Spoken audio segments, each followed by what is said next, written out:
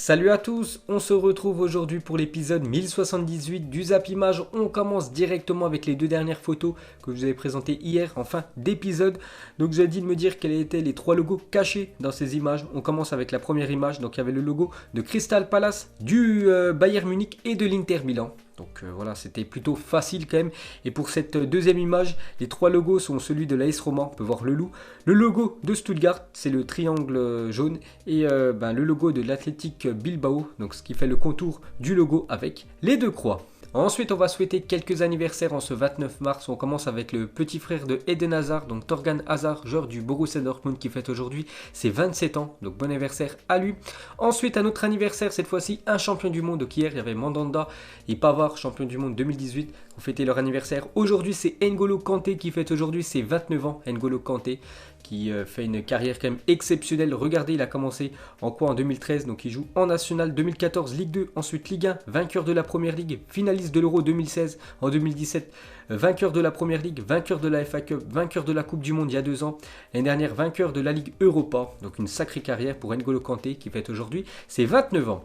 Et pour finir avec les anniversaires, il y a aussi Dimitri Payet qui fête aujourd'hui ses 33 ans, donc lui il n'est pas champion du monde vu qu'il n'était pas dans le groupe de l'équipe de France en 2018, mais bon anniversaire au milieu offensif marseillais. Ensuite, selon Eurosport, le défenseur central de Lille, Gabriel, est très proche de rejoindre Chelsea et c'est quasiment déjà bouclé son transfert du côté de la Première Ligue parce que le transfert de Gabriel à Chelsea est quasi bouclé. Everton a trop de retard sur le dossier par rapport aux Blues parce que Everton le voulait.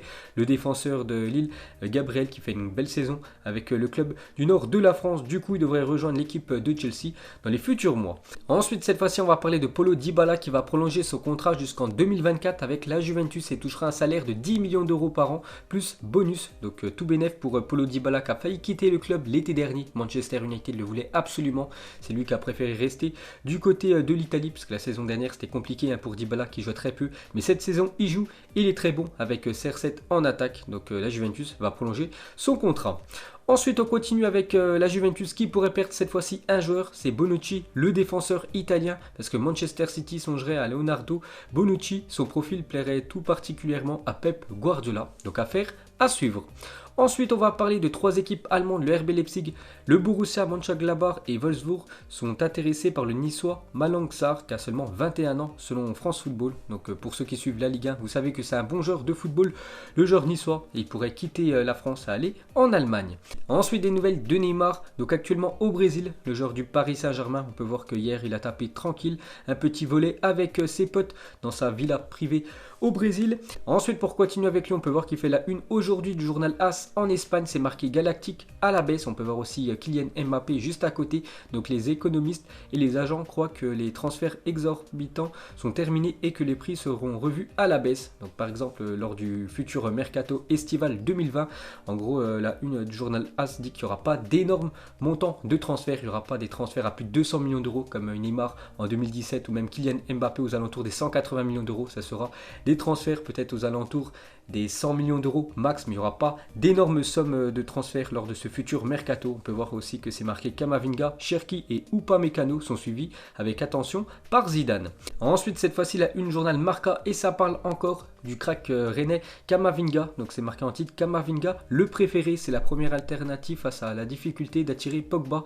Zidane est convaincu que c'est la pièce fondamentale pour éviter la dépendance envers Casemiro. Donc voilà l'objectif du Real Madrid et de Zidane, c'est d'essayer de recruter Camavinga lors du futur mercato. N'oubliez pas que le Rennais a seulement 17 ans, donc son prix aux alentours des 50 millions d'euros. Donc on verra ce que ça va donner dans les futurs mois.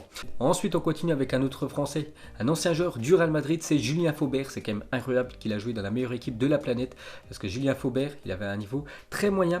Donc il a dit, le Real Madrid, j'avais reçu un appel d'un Français travaillant au club et il m'a dit, je travaille pour le Real Madrid et nous devons vous parler. Je lui ai dit que j'avais un match important à préparer, je n'ai pas le temps pour ces conneries, parce qu'il savait très bien que c'était une blague, que c'était fake tout ça, que le Real Madrid jamais il allait s'intéresser à son profil, parce que comme je l'ai dit, c'était un joueur très moyen, il a joué que dans des petits clubs, donc il évoluait du côté de West Ham. Donc ensuite il a dit, après mon match, j'ai su que c'était sérieux en voyant les nombreux messages, j'ai donc appelé mon manager et il m'a dit que nous devions parler avec le Real Madrid, c'était le dernier jour du mercato et nous y sommes allés et nous avons commencé à négocier avec l'équipe espagnole. Ensuite, il a dit: j'étais heureux, c'est le Real Madrid quand même. Quand j'ai réalisé que ce n'était pas faux, je priais pour que les négociations se déroulent bien. Il voulait Antonio Valencia, mais il avait signé pour Manchester United. J'étais donc le deuxième choix. C'est pour ça que le Real Madrid le voulait absolument, Julien Faubert, parce qu'il fallait un défenseur. Donc du coup, mais il a rejoint cette équipe du Real Madrid pour 6 mois seulement. C'était un prêt de la part de West Ham à cette équipe du Real Madrid. Donc en tout, il a joué simplement 2 matchs, simplement 55 minutes en 6 mois. Mais bon, il a quand même joué au Real Madrid. Et 6 mois plus tard, il est retourné dans cette équipe de West Ham.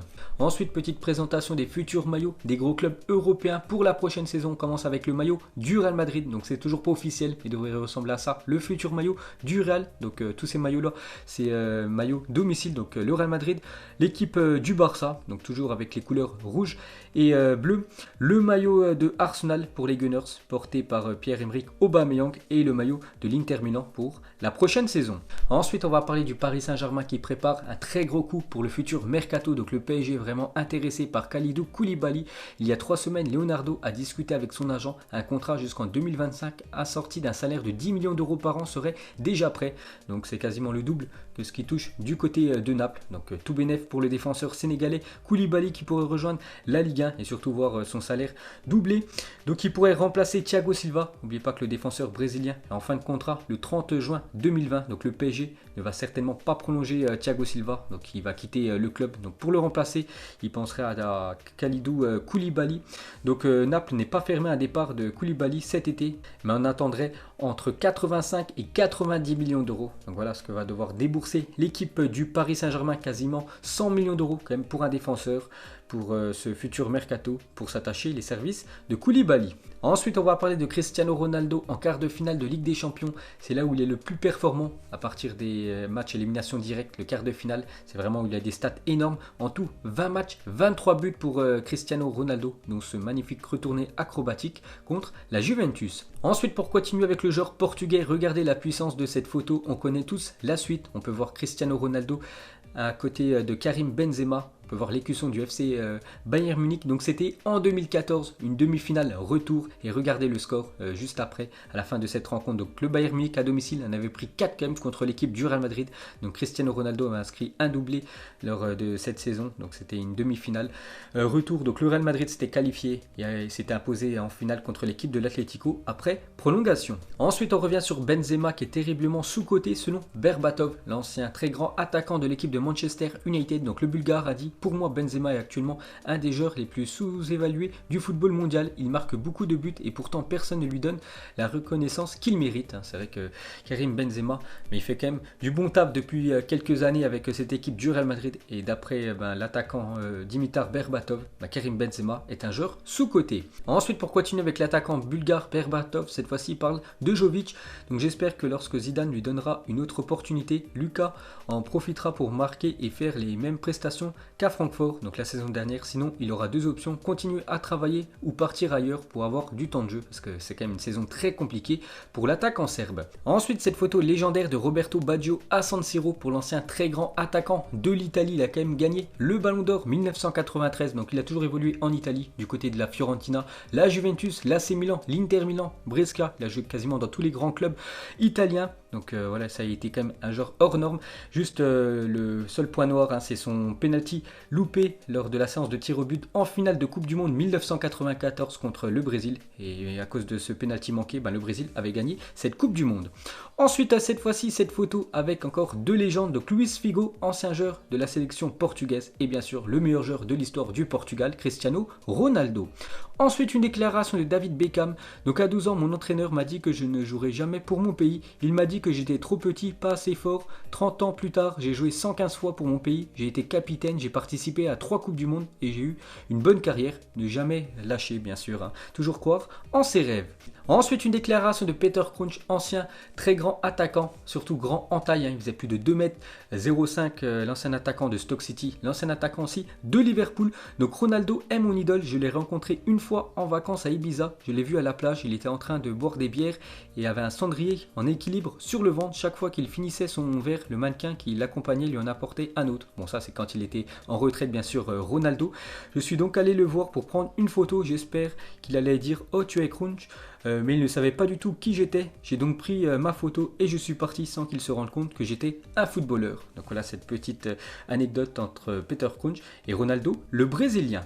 Ensuite, la fédération anglaise met un terme à la saison 2019-2020 pour tous les clubs amateurs. Donc une décision qui risque aussi de se propager en France où tous les championnats amateurs seraient terminés. Donc c'est déjà le cas par exemple en France avec le rugby. Il n'y aura plus aucun match amateur jusqu'à la prochaine saison.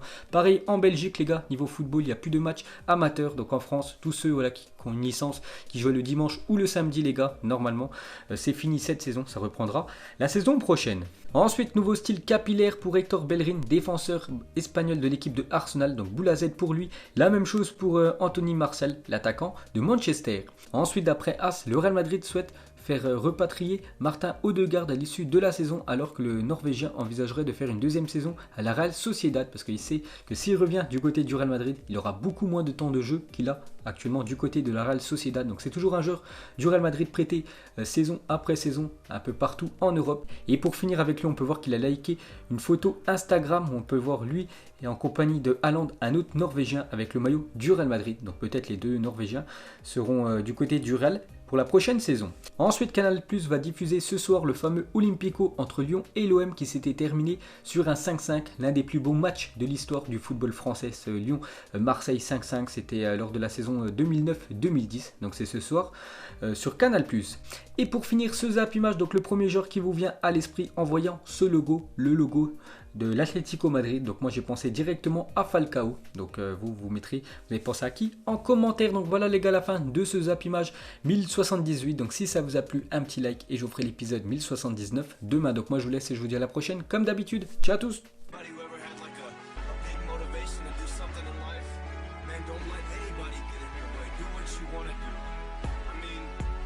People laugh when I said I was gonna be a rapper.